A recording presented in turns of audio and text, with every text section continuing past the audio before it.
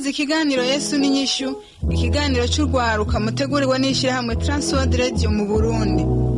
Rwaruka, misore namwe nkumi, umviriza iki kiganiro muzokwibonera ko Yesu ari inyishu mu bibazo byanyu byose.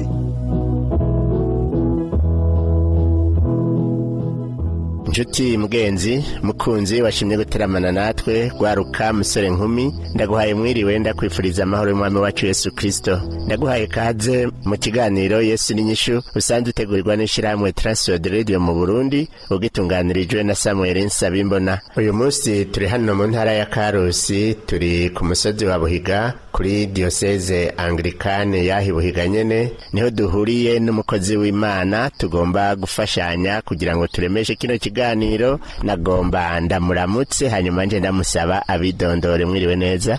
Ndaguse mwiriwe nyakubahwa Samuel. Mwoba mwitwa bande ku batari babamenyere? Cewe ndi umupastori, ndi kanoni Niragirira Efrazi, nkaba umucidikoni arongoye ibikorwa mu bucidikoni bwo mu karere ka Buhiga. Murakoze cyane. Murumva yuko turi kumwe na kanoni Niragirira Efrazi. Ikiganiro ni Yesu n'inyishu kano. Mbega iki kiganiro cyitwa Yesu n'inyishu hari icyo mutiziko?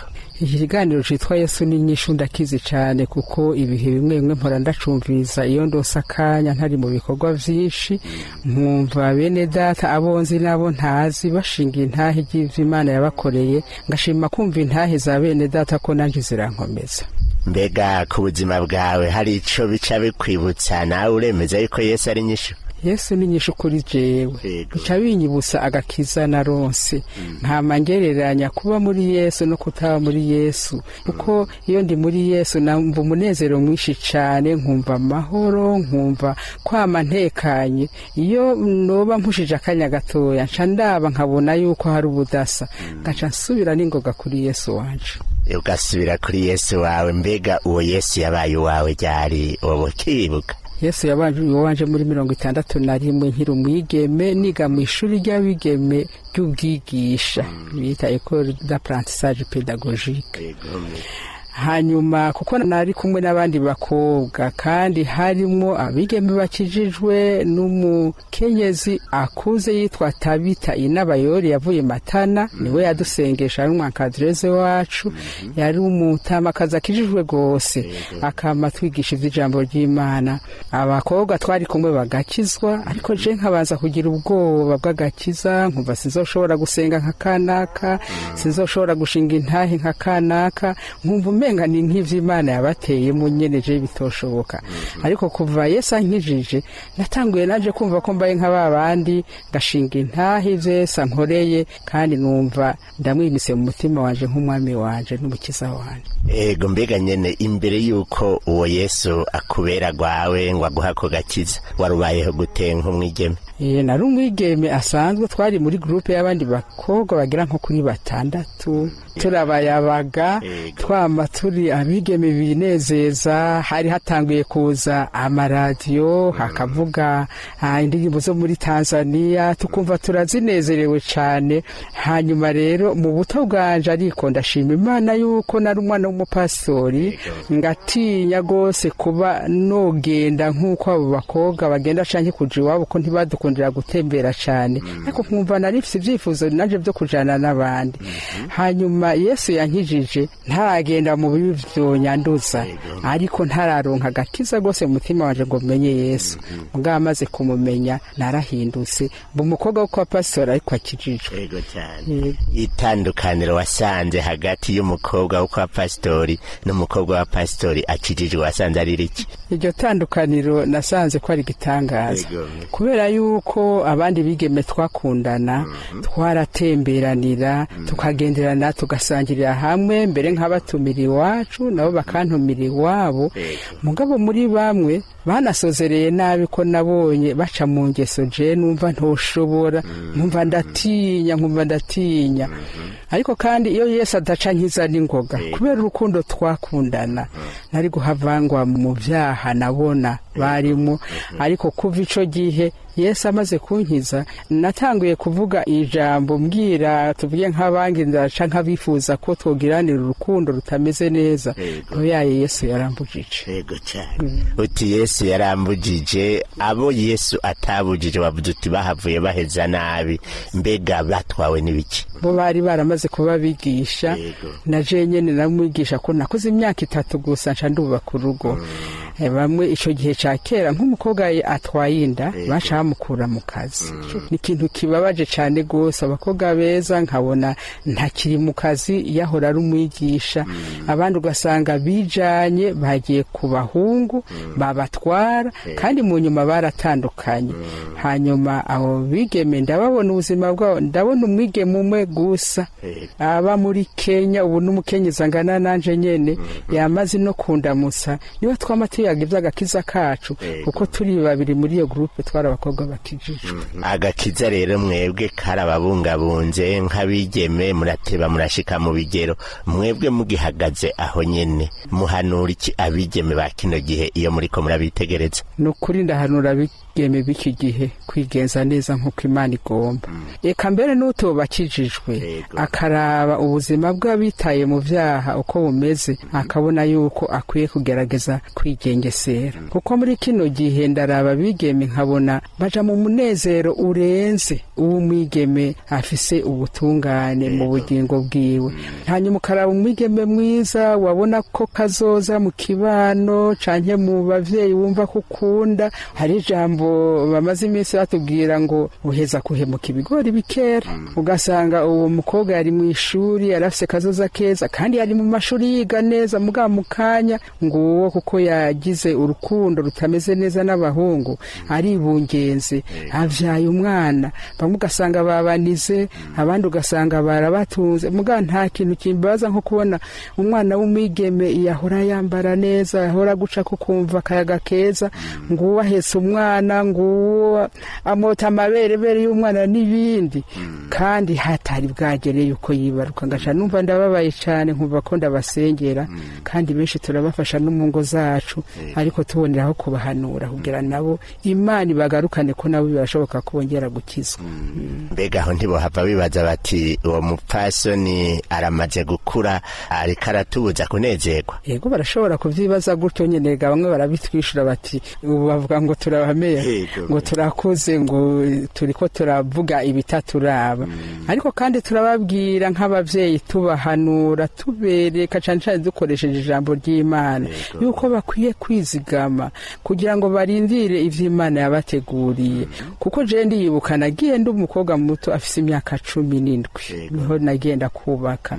Ngaca ndabubu kubera amahirwe yo kwiga amashuri menshi, umuntu agenda kubaka kumbura afise imyaka 20 n'ingahe, ariko kacuraba umwana w'imyaka 15 16 aguye mu ngorane nk'izo. Je ikintu nkora no kubahamagara nkabahanura, mbere kenshi barakunda kumpamagara gutanga ibiganiro mu bakobwa b'inkumi canke abasore, nkunda kubibabwira nti mwebwe yego ibyo bibagora nivyo niko Imana yabaremye kandi ivyerekana ko mukomeye, ariko kandi Imana yabaremanye ubwenge, yibaha umutima atari ubujuju. Y'amajambo ari mu cete ca Timoteyo ca 2 igihimba ca 2 umurongo w'7. Bana bacu Imana yabaremanye umutima w'ubwenge, umutima w'urukundo, umutima w'ubushobozi kandi umutima wo gushobora kwirinda. Nkunda kubabwira yuko bakwiye kwirinda kugira ngo bazoshikire kazoza kabo ko basi ibintu byinshi Imana yabateguriye. Mbega muhora musanga byoroshe yuko umuntu mu nkomezi ziwe yohava yirinda gose? Ntivyoroshe na gato yuko mu nkomezi ziwe yo kwirinda, kuko ico tubabwira cane cane n'urukundo rwa Yesu Kristo, cane cane no gusoma ijambo ry'Imana. N'utarisomye akama yegera aho abantu bavuga ivyo ijambo ry'Imana, kuko iyo yumvirije ijambo ry'Imana arashobora kuronka agakiza nawe nyene mu mutima wiwe, akamenya urukundo rwa Yesu Kristo, Yesu akamuzigama muri ivyo bibi vyo mugora, agashobora kubitambuka kandi yari umuntu nk'abandi. Mugako Yesu atanga inkomezi akamukingira mu kubitambuka ntabikorokeremo. ego cyane, ni naco gituma tuvuga yuko Yesu ari nyinshi y'ibibazo by'umuntu uwo ari we wese, nuko ashobora gufasha umuntu mu vyari bimubereye nk'ibinaniranye wewe akabimushoboza. Reka rero tugaruke ku buzima bwanyu, mwariko muratubwira ingene Yesu yababereye ubwugamo akabarinda kugwa mu mitego abandi bigeme burunganwe baguyemwo. Ubuzima bwanyu bwahavuye bubandanya gute mugendana na Yesu? Je nagendanye na Yesu nkuko nabivuze muri 61 ni mw'ishuri ryo kwigisha, kandi ndarihejeje narabandanije ngendana na Yesu mbu mwigisha ndi umukobwa akijijwe, ndi umuririmbyi kwishengero ry'Ubuhiga muri paruwase yacu, nigisha ishuri ryo kuwimana abana batoya. Mbere abantu batanguye kunyita pastori, ndavyibuka nkiri umwigeme ngo pastori ko nkunda kuja mu isengero, nakunda kuja gutereka amashurwe mu isengero kuko nari umukobwa w'imfura muhira. Papa kangira ati genda gutunganya mu isengero, nkagenda kuhatunganya ngashiraho amashurwe. Mbere n'ubu namabwira abandi bana murakunda ibikorwa vy'Imana, ntimigisha naronse nayironse ngiye hanyene muri isengero aho nama nkora ibikorwa vy'Imana. Nari umwigisha rero numva nkijijwe, numva nkunda Imana, ngerageza guhanura abo turi kumwe, ntama kugeza ndose umushinga ntahe. Kandi icyo gihe c'ubuyabaga nticari igihe coroshe na gatoya, kuko nibuka twe n'abandi bakobwa twarayaga tuti mbega twige tuzoja hehe. Ariko ndibuka abasore baje kunsaba kugira ngo bantware, ariko nkamwankira ko mbona adakijijwe. Umunsi umwe rero uwo twubakanye yaje kumfiyansa, kandi naramubwiye nti undindire mbanze nje gusenga Imana, ninumva ijwi ry'Imana rinyishuye ko nzobana nawe ntizokwishura. Kandi naragiye gusenga senze Imana, nkumva ijwi ry'Imana rimbwira riti urya mwemere.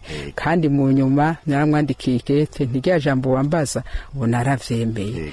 Hanyuma ndashima Imana ko nasanze nawe ari umuhungu akunda Imana, databukwe ari umuntu akunda Imana, mabukwe ari umuntu akunda Imana, n'abaramukazi baje. Ntangira umunezero wo kuba muri urwo rugo rw'abakijijwe. Nubakanye n'uwo mushinga ntebe muri 65 tariki 29 z'ukwezi kwa gatanu. Kuva ico gihe rero twabanye imyaka 7 gusa. Mu nyuma aritaye Imana ko nico Imana yashatse. Ariko ndashima Imana ko no muri ivyo bihe by'ubupfakazi Imana yarandinze. Ariko hageze ibihe numva yuko ivy'ubupfakazi bingoye, mbega nubaho gute, mbega vyogenda gute, nkumva ndahusha inzira y'Imana. Ariko ndashima Imana ko mu nyuma nasubiye kwibuka ntagakiza n'agakiza. Nkwiye kongera gusubira hahandi nyene, ntancasubira ku musaraba. Ndasaba Imana ntimana ungirira ikigongwe ntangura ubundi buzima bushasha, nja kwigana n'abandi bigeme bitwiga ivyo gukorera Imana. Mbere nkiga muri iryo shuri nongera ndumwigisha, kuko abo twigana nabarusha ibitari bikeya, baca bampa kwama nigisha ivy'isuku, nutrition, byo kwigisha Michael Gardienne. Hanyuma ndabanyindanya gutyo kugeza nshitse no mu ishuri ry'ubupastori. Hanyuma kubw'ivyo nukuri n'uyu munsi numva mvugana umunezero, nshima Imana ko Yesu yankijije kandi nkibandanya. Noneho ubu ndashima Yesu ko nizigiye kuzoronka ingororano, kuko numva ko ntazorekura. Uti rero hariho igihe abasore baza kukuresha bagomba yuko mubana, urongorwa mu gucagura nuko wo kumva ijwi ry'Imana. Abantu bamwe bahava bagira bati none uwo muntu yumvise ijwi ry'Imana gute? Hari ico mwabacira ko gace? Jewe numva binteye n'ubwoba, kuko murumva ko nari nkiri mutoya gose, imyaka 17. Ariko nari umukobwa yamenye gusenga. Ndagenda ndafukama mu izina rya Yesu ndasenga, Mana ujya musore twanye tuvugana kare, yambajije ko yontwara, kandi ndumva ko nkwiye kuja kubaka urugo. Mugabo ndagomba kumva ko we wonyemerera. Mbega uravyemeraga Mana yanje? Kandi ndasubira ndasenga, sengera uwo mushinga ntahe, ndagusavye uwo mugabo ninumva ijwi ryawe rinyishuye riti mujeko, ndamujako. Mugana bandanya kumva ijwi rimbwira riti heba, ndamuheba nkuko nahevye abandi, ko hari habona ari narahevye. Hanyuma rero nakomeje kumva mu mutima wanje ijwi ry'Imana rimbwira riti ujya muntu uko ari mujeko. Hanyuma ndamujako cyane cyane mbere ijwi ryaza kuri je kugira ngo ndamwemerere kubera imvugo yiwe ico gihe tuganira nawe nyene yamvugisha nk'umuntu akijije ko ntiyigeze ankora ko nkuko bandi basore bisi bashobora kuganira n'umuntu ubona ko uwo muntu ari uwisi ariko yazananye ubutekereje bwinshi urufasoni rwinshi akinambarira nkumva nti novyemera mugasi nigeze nemera ntabanje kuza gusenga Imana. Yego cyane. Turiko turavuga yuko Yesu ari inyishu kandi iyo umuntu asenga Imana ni imwe mu nzira aronderamwo iyo nyishu. Iyo umuntu asenga yo kugenza gute? Iyo umuntu asenga Imana nukuri yobandanya gusaba Imana kumufasha kugira ngo yame ari umusenzi koko. Kuko gusenga ni ko kuvugana n'Imana. Ntako woshobora kugira umuntu inshuti yawe utamuyaga nawe. Kuko niyo ari umuntu yari inshuti umaze igihe mutayaga bwa bucuti burahera. Cyo gituma rero kuyaga n'Imana umuntu akamasenga kenshi uco usanga ugiranye ubucuti n'Imana yawe. Hari haya masengesho dusanga tumenyereye gusenga tubyuse gusenga turiko turafungura canke tugiye kuryama umuntu akumva ndyamye ntasenze mbyuse ntasenze ariko kandi hari hayandi masengesho y'umwiherero wiherana n'Imana yawe wenyene ugasenga kandi uriko urasenga nukuri ukiyumvamo yuko ya masengesho atandukanye n'ayandi kuko uravugana n'Imana n'umunyamabanga wawe ukamubwira vyose kandi nukuri ukumva aho nyene haraho haronkera inyishu kandi ukumva umunezero mwinshi. Hariho bamwe bahora bavuga bati jewe mugabo mazi igihe ndiko ndasenga mugabo mbona Imana itanyishura. Bene ivyo haraho byo byaragushikiye wewe? Yego cyane. Ibihe bimwe byaranshikira. Mugabo kandi kuko donse inyigisho nyinshi zivyerekeye gusenga namenya yuko naho ntaronse inyishu muri aho kanya nkwiye gusenga nk'uko ijambo ry'Imana rivuga riti murasenga ntimurambirwe. Kandi mbandanije gusenga nkazosanga inyishiraje ikaza mbere vyaratevye kangaca nibukana inyishu y'amasengesho nigera gusenga. N'ubu mfise inyishu nyinshi z'amasengesho nasenze mbona ko Imana yanyishuye kandi kanyushura igihe kibaye kirekire ariko kandi kuko nasenze kandi nkihangana nkarindira Imana yarishuye. Umuntu asenga rero akwiye kugendana nk'inyifato imeze gute akiriko ararondera inyishu y'Imana? Ndakwiye gucareka. Igituma adakwiye gucareka gusenga nuko iyo Mana dusenga ni Imana y'urukundo, ni Imana itwitwararika, ni Imana iturabana imbabazi n'urukundo kandi tugirira ubuntu. Kenshi rero hari Imana itureka ntitwishure n'ingoga kugira ngo urabe kwizera kwacu aho guhagaze. Canibukira ijambo ry'Imana muri Yakobo igihimba ca mbere umurongo wa 12 ngo hahigwa uwihanganira umugerageza kuko niyamara kurama azoroha igitsibo c'ubugingo ico Imana yasezeranje abayikunda. Urashobora gusenga rero wari mu bigeragezo ariko Imana ikaguha umutima wo kwihangana. Mu nyisho mbere Imana iguha ikakugira iti ihangane kihangana kandi mu kwihangana kwa ukabona igihe kiratevye kumbure hari aho ugira ukwizera gukeya ariko kuko wasomye ijambo ry'Imana wamawigisha ijambo ry'Imana ukaryakira ukabona uti ndihenza ahubwo nkwiye gusubira gusenga nkwiye kwihangana mu nyuma naho Imana itevye iratebika kwishura kandi ukabona ko Imana n'ukuri ari inyishu itanze y'amasengesho wigeze kuyisenga kera mbere waranibagiye yuko ivyo bintu Imana izobiguha ariko mukanye sasa ukabona Imana iraguhaye ukacuvuga uti n'ukuri ni amasengesho nasenze Imana yishuye uwo munsi. Imana ikishura amasengesho haciye igihe kitari gito kuko niyo igera umunsi wo kwishurirako ariko ikiganiro ahanini tucitirira ugwaruka.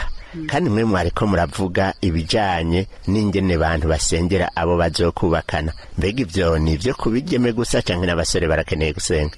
Abasore je numva ko bakeneye gusenga cyane kuko nibo baja kurondera umwigeme. Kiretse kubu hari ibintu usanga bigoya bigeme nabo bavuga baterega natwe dukwiye kugerageza tukamufata nk'akamashu nka Emma ariko umusore nawe arakwiye gusenga kuko ndababazwa n'ingo nyinshi zisama yosambuka kubera umusore atabanje gusenga Imana agapfa gutwara umwigeme kuko yamushimye mu ngendo, kuko yabaye ngira umukopine we kw'ishuri, kuko abona ati umwigeme avuka mu mafamiya ya, ariko yagera yamushikana yaravye ubwo bwiza gusa, kwitunganya kwisokoza kwiwe, mbere bakira abageni nyene ugasanga urugo rurasambutse. Bene uwo musore amaze gutwara uwo mugore bikamera uko, yama ababaye afise umwikoma, mbere bamwe baraheba bagasambura ingo zabo. Kiretse yari umusore nawe ahevye akaronka agakiza, kumbura akagera kwihangana mu rugo rwabo. Ariko nta kintu kibabaje nko kubona umukenyezi adashoboye kumenya kubaka urugo rwiwe. Nama mvuga nti umuhungu akwiye kumenya yuko uwo mukobwa agira atware nuwo bazobana ubuzima bwiwe bwose. None yimvira gutwara umukobwa muzobana ubuzima bwawe bwose, agaheza ubuzima bwawe bwose kugeza ushaje, ariko mutabana neza. Cyo gituma n'umuhungu akwiye kwitonda, mbere akitonda cyane rwose, kuko wewe arafise uburenganzira bwo naho yo kubaka ashaje nta na kimwe. Abakobwa bo bagira ati ndashaje ndasazi iwacu, ariko umuhungu mbere umuhungu akuze niwe yubaka neza, yagize ubwitonzi, aca yubaka neza kuruta uwagize ibishobisha agatwara umwigeme hakiri kare ataramenya no kubakana, nawe akama mukubita akamagira gutakibaza yuko gutunga umwigeme ari inkoni. Nabo nyene akabanza agasenga akitonda kugira ngo nawe nyiraze yumva ijwi ry'Imana rimubwira ati twara uyu, canke rimubuza riti urya ntumutware. Byoba vyiza yuko nimba ari umuhungu akijijwe yobana n'umwigeme akijijwe. Mu vy'ukuri naho benshi bavuga ngo naho yotwara udakijijwe ntaca arashobora kumuhindura, oyaye, ariko atwaye ukijijwe usanga ari byo vyiza kuruta gutwara udakijijwe. Nawe rakwiye gusenga. Ndahanura abasore nukuri ko bakwiye ko basenga Imana kugira ngo ibatorere abo bazokubakana, byoba vyiza. Hari igikunda kuba umenga mpora numva nuko umusore abanza agashima hanyuma akabona gusenga. Aba yabigenjeje neza? Eka ntaba yabigenjeje neza n'ukuri. Yego kuko abakobwa ni benshi, umusore ashobora gushima agashima, mugabo muri abo bose Imana itamutoreye uca usanga ko yatoye nabi. Vyiza rero kuko kubw'umubiri w'abantu uko Imana yaturemye, hiko umuntu araraba umuntu n'amaso ati urya ndamushimye, urya ndamushimye uko atambuka, urya ndamushimye ingene ameze, ariko bene ico akwiye kubanza kugira ubwitonzi, ntahirahire ngo avuge ijambo ryo gusaba kandi akiri ko aracagura. Akwiye rero gusenga nawe nyene akiha ivyo akwiye kuraba kuwo mwigeme, kuko akurikije uko abandi bubase bimeze, niba ari neza canke ari nabi, kumbura akabwira Imana ivyifuzo vyiwe. No muri uko gusenga Imana irashobora kumwereka iti iki naho wacifuje sico. Yego akwiye gusenga hakiri kare, akwiye gusenga Imana kugira ngo imuhe ubwitonzi, kuko abigize akurikije ibishobisha afise aragwa mu rudubi kandi bikamugora ingene azova muri uwo mutego. Yego ako ni nk'agace muciriye urwaruka ruriko rurumviriza kino kiganiro. Hanyuma none kanone mwebwe mutanze nk'intahe gato y'ubuzima bwo mu rugo rwanyu mwubakanye, kubakana n'ukijijwe wasanze bimeze gute? Biranezeza kwishisho kibazo. Kubakana n'ukijijwe kuva mu ntango nyene n'ubuzima bwiza cyane, kuko je nabanye n'umusore akijijwe kandi anduta mu myaka, ko yarafise imyaka 25 nanje mfise 17. Numva umenga mbere n'umuntu akuze gose, ariko ndashima Imana ko nasanze ari umushinga ntakijijwe, tukabana neza, tuja inama, tugasenga Imana turi hamwe. Mbere ndashima Imana kuko aho yakorera mu gice c'imwakiro nta sengero ryari ririho, ayarariho yari kure cane gose, ariko nibuka ko twaca twigirira amasengesho mu nzu yacu. Jewe rero ko nari nakuriye nyene kwa ba pastori, igitabo c'amasengesho nigitangaza, narabona uko bikurikirana, tugaca twicara muri saro tugatora indirimbo tukaririmba, tugasoma ijambo ry'Imana, tugasenga, tukumva umunezero mwinshi, ntitwatangura gukora ikindi gikorwa tutubahirije ko ari umunsi w'Imana. Jewe rero ubwo buzima bwambereye bwiza cyane kubera ko twarahanurana kandi abagabo benshi biyumvira yuko gutunga umukenyezi ari kumutera igisura, kumukubita amakofe. Je nta kofe nigeze nkubitwa, nta gitsure nigeze numva, kiretse yuko kandi si uko ngira ngo nakora neza 100%, kuko hari aho kumbure noshoboye gukora igihushanye n'ico ashima canke we agakora igihushanye n'ico jewe nshima, mugabisho twakora twarahanurana, tukaganira, tukabwirana ukuri, hanyuma tugasubiza hamwe, tukumva turanezerewe. Je nabonye ari ubuzima bwiza cyane bw'umunezero mwinshi cyane, kuyaga n'uwo mwubakanye, gutaha kari k'uwo mwubakanye, nawe agasanga uri umukenyezi akora ibikorwa byo mu rugo, umurondera ico afungura mukagifungurira hamwe n'umunezero mwinshi cyane, kugeza Imana duhaye abana tugashimira Imana abana bacu Imana yaduhaye, kuko yitavye Imana asigaranye abana 3 n'imbanyi. Ariko nibuka yuko iyo myaka yose uko 7 nta munsi n'umwe novuga nti twigeze tuvugana nabi, ahubwo yari amajambo y'abakijijwe nyene. Ngo y'umunezero w'urugo rw'abantu bakijijwe basenze Imana imbere yo kucagurana no kubaka, kuko Yesu abaye hagati ni waheza akaba nk'ibuye rigumya imfuruka y'umuryango. Tukumva yuko kuri uyu muryango wa Kanoni Efraziya wabaye umuryango urimwo umunezero. Mbega Kanoni tukiraho nyene, mwofasha gusengera nko gwaruka goba ruriko rurifuza gucagura, kuko haraho usanga bamwe bazazaniwe batabona iyo baja niyo bava? Yego, umuntu arashobora kubasengera. Yego, Mwami wo mwijuru gira neza mukunzi wacu, ndagushimira aya majambo y'inkora mutima tuvuganye, cyane cyane kugwaruka gwacu rw'abigeme n'abasore. Ndasabiye abasore b'iki gihe Mwami, hariho ibintu bita amajambere kandi atariyo. Ndakwingize Mwami kugira ngo ubahe gukomera mu izina rya Yesu, cyane cyane ubaha agakiza kabakura mu vyaha barimwo, maze bakashikira ubuzima bwiza bwo kuba abana b'Imana. Ndabasabiye kugira ngo bigishe ko bakwiye gupfukama mu izina rya Yesu, bakakugira inshuti ishobora kubacagurira abageni babereye, kandi mu gihe kibereye muzobukoze n'inganje n'icubahiro. Turasabiye n'impumi Mwami kugira ngo nabo nyene ubahe kwama bapfukama mu izina ry'ubushobozi bwawe, kugira ngo bisengere mu gucagura neza abasore bazobana. Turakwizigiye Mwami ko ushobora kubikora, kuko uri Imana wabaremye kandi ubakunda kandi ubifuriza ivyiza bari muri Kristo Yesu. Ngo abamaze gucokera mu vyaha ngo baharire, uhindura imitima yabo kugira ngo havuye icaha bashire wewe, kuko iyo umuntu ari muri Kristo aba ari caremwe gisha, ivya kera biba biheze kandi byose biba bicitse bishasha. Kandi turakwizigiye kuri kurumva ya masengesho mu izina rya Yesu Kristo umucunguzi wacu, amen. Amen. Ikiganiro cyacu kuri uno mugoroba tuyigarukirije ngaha.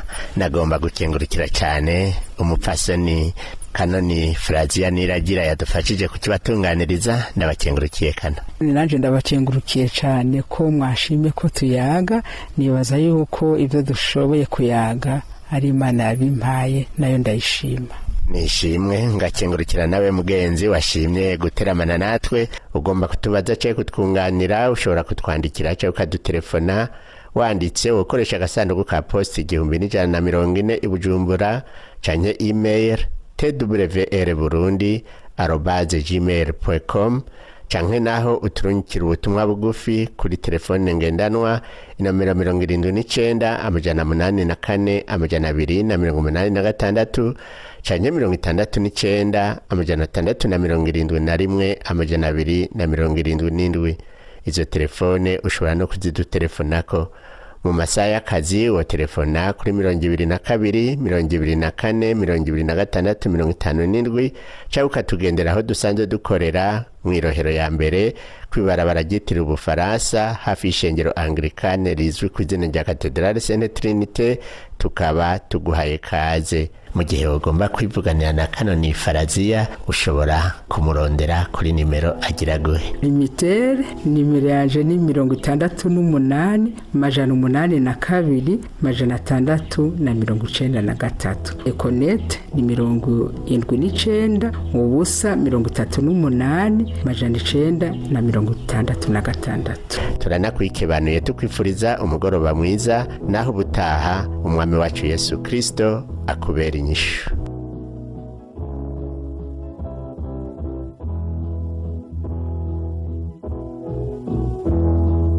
icyo cyari ikiganiro cy'urwaruka Yesu n'inyishu mushikirizwa n'ishyirahamwe Transworld Radio mu Burundi. Niwaba nawe ugomba gushinga intaye ko Yesu yakubereye inyishu cyangwa ugomba kutwunganira, twandikira uti Yesu n'inyishu, agasanduku ka posti 1140 Bujumbura, cyangwa udutera akamo kuri 24 26 57.